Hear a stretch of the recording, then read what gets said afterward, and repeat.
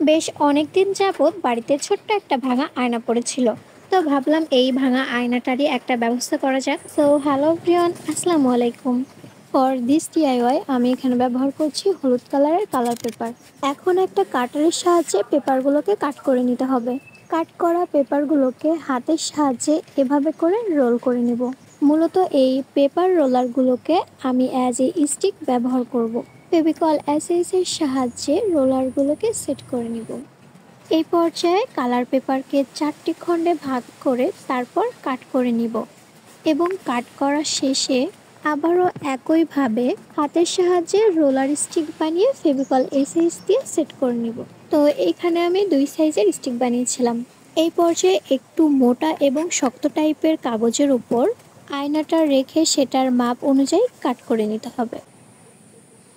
এই পর্যায়ে আমার দরকার পড়বে কিছু কাগজের ফুল।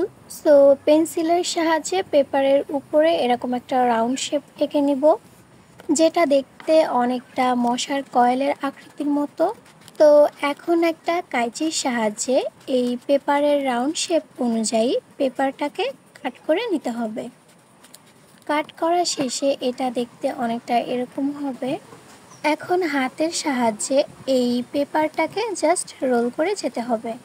অ্যান্ড রোল করার শেষে দেখা যাবে যে এটা অটোমেটিক্যালি একটা গোলাপ ফুলের শেপে চলে আসবে। দেন গ্লুয়ের সাহায্যে সেট করে নিতে হবে। আমার প্রয়োজন অনুযায়ী আমি এখানে বেশ অনেকগুলো ফুলই বানিয়েছিলাম।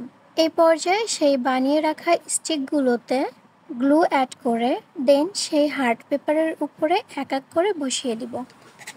তো এখানে আমি একটা বড় তারপর একটা ছোট এভাবে করে স্টিকগুলো সেট করেছিলাম। আপনারা আপনাদের পছন্দ এবং সুবিধা অনুযায়ী এখানে স্টিকগুলো সেট করে নিতে পারেন। এখন সেই ছোট আয়নাটি নিয়ে আয়নাটির ব্যাক সাইডে গ্লু লাগিয়ে দেন স্টিকগুলোর উপর সেট করে দিব। এবার সেই বানিয়ে রাখা কাগজের গোলাপ ফুলগুলো আয়নাটির চারপাশে এক এক করে বসিয়ে দিব। এই সম্পূর্ণ ক্রাফটটিতে আমি গ্লু হিসেবে ফেভিকল এসএস ব্যবহার করেছি। আপনারা আপনাদের সুবিধা অনুযায়ী যে কোনো স্ট্রংগুলো এখানে ব্যবহার করতে পারেন। সো কাগজের ফুলগুলো বসানোর পর আমার এই কিউট মিররটার লুক। এখন একটা ফিতা কাট করে নিয়ে এই মিররের ব্যাক সাইডে গ্লুয়ের সাহায্যে ফিতাটাকে সেট করে নিব। ফিতাটাকে আরেকটু স্ট্রংভাবে সেট করতে একটা ছোট কাগজের টুকরাতে গ্লু লাগিয়ে ফিতাটির উপরে সেট করে দিব, যাতে করে খুব ইজিলি আমি মিররটাকে হ্যাং করতে পারি।